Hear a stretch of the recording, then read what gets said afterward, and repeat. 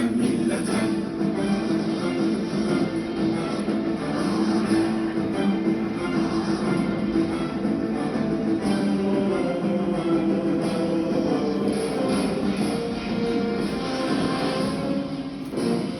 Çekil torpağından ey yağı düşman, ben şeytanın ümidini üzen milletem.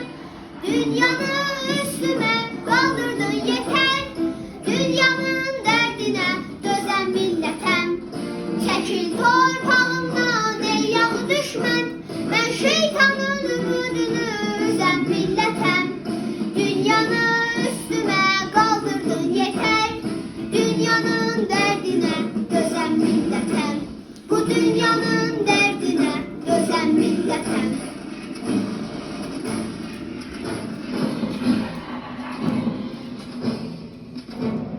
Tarih bize pay ayırır, onlar yurdu güzel vətən. Damarında kanım durur, Azərbaycan kəlməsindən. Dahilərin ölməz eşqi, milyonların dodağından. Biz gedirik gələcəyə, istiqlalın sorağından. Yağı düşmən tarix boyu tor vurubdur millətinə. Əl atıbdır, göz dikibdir, köydən gələn güllətə. Bin illərdə yanılmaca, hər rüzgara sönən deyil. Azadlığa könül verən, bu sevdadan dönən deyil. Azadlığa könül verən, bu sevdadan dönən deyil. Azadlığa könül verən, bu sevdadan dönən deyil.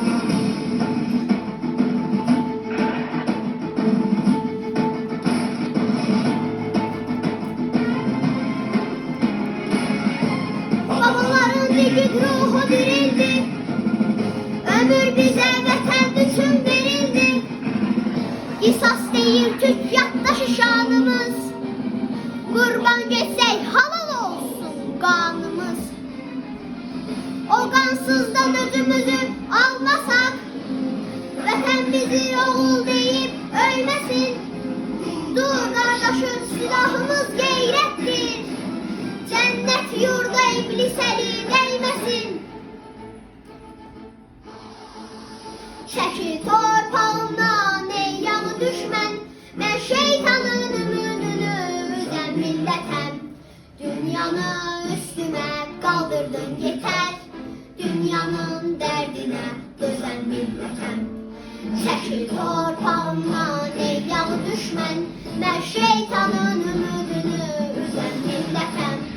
Dünyanı üstümə qaldırdın yeter, dünyanın dərdinə dözən millətəm. Bu dünyanın dərdinə dözən millətəm. Düşmənin bağrını yaran millətəm.